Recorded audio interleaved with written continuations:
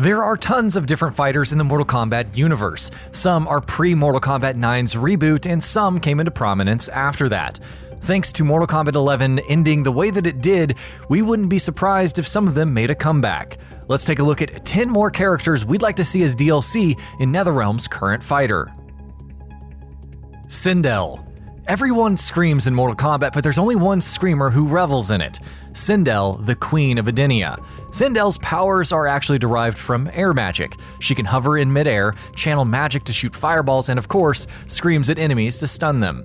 Not content slaying with her voice, she also uses her hair to grab opponents and toss them around or slam them multiple times into the ground like in Mortal Kombat 9. TANYA. A master of deception, TANYA has served a number of evil masters throughout her history, from Shinnok to Shao Kahn. Though she's fairly good with different weapons like Tonfa and the Naginata, TANYA's main strength is in pyrokinesis. Along with the usual fireball, she's capable of channeling flames into her kicks, straight up barreling into foes at times. TANYA really felt like she came into her own as a DLC character in Mortal Kombat 10. If she was included in Mortal Kombat 11, there's a huge amount of potential for her moveset. KINTARO.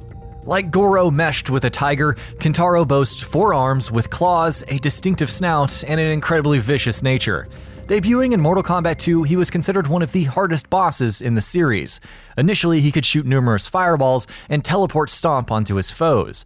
In later games, KINTARO could shoot fire, grab an opponent in mid-air to immediately backbreak them on his knee, and even pull opponents in by simply breathing. In terms of savagery and plain brutality, KINTARO would fit right into Mortal Kombat 11. Havik. Havik is one of the stranger fighters in Mortal Kombat history, which is really saying something. Described as an agent of chaos, he reveled in pain, and much of his moveset involved breaking and twisting his own body to attack his opponents. For instance, Havik could snap his neck to restore health or break his legs and fire a projectile, however that may work. We're not sure how this fighting style would translate in today's fighter, but he's unique if nothing else. ONAGA. Come on, how could you not want the Dragon King ONAGA to appear? He was the former ruler of Outworld, the one true ruler, and is probably the sole fighter who could make Shao Kahn quiver in fear. His moveset is your standard affair with fireballs, flame breath, and a jumping stomp that causes shockwaves. It's his other powers, like raising the dead, magic resistance, and super strength that make him a formidable fighter, not to mention becoming all-powerful with the Kamidogu in his possession. Even if he appears as a super boss in the Towers of Time, we'd be more than happy. Li Mei. Li Mei debuted in Mortal Kombat Deadly Alliance and was one of the few Outworlders to not be, well, fairly evil. In fact, she's notably referred to as the Defender of the People of Outworld, and can be seen in Mortal Kombat 10 helping refugees from the realm. Li Mei is fairly skilled in martial arts, using punches and kicks to take down her foes along with magic. How she'll be developed further remains to be seen, especially given the more interesting characters available. MOTARO. So maybe he didn't have the best portrayal in Mortal Kombat Annihilation, you know, the film everyone remembers. And maybe he was pretty lame in Mortal Kombat Armageddon. He could launch 8 fireballs, teleport, and is immune to projectiles in Mortal Kombat 3. In fact, those projectiles would be reflected right back at his opponent. He was subsequently toned down and didn't get all that much exposure in later titles, but if done right, MOTARO could be a real force to reckon with in this day and age. REIKO.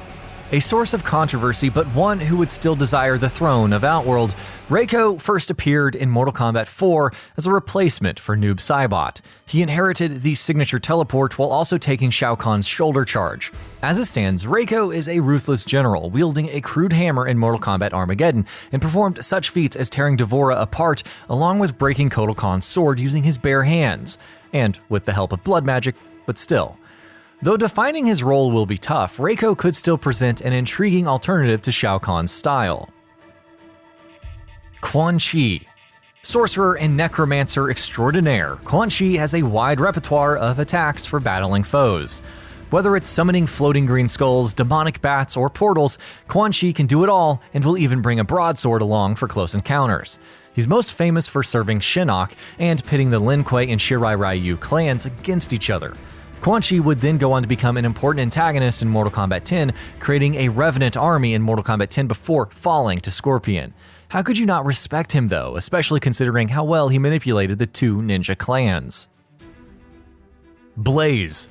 Seen in the pit's background, fighting on a bridge too far, Blaze was one of the most powerful fighters in the franchise.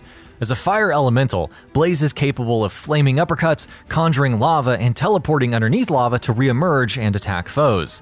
It says enough about his powers that he could cause Armageddon all by himself in Mortal Kombat Armageddon. Interestingly, if he was included in Mortal Kombat 11, you'd have to wonder if it would be his corrupted form or just the regular Liu Kang swap covered in flames. Besides, with Tanya also to consider, he may be one fire-wielding fighter too many in this lineup. We can still dream though. And that about does it for this video. If you enjoyed what you watched and want to see more from GamingBolt, you can always hit that subscribe button and turn on the bell icon next to it. That way you will never miss any of our videos.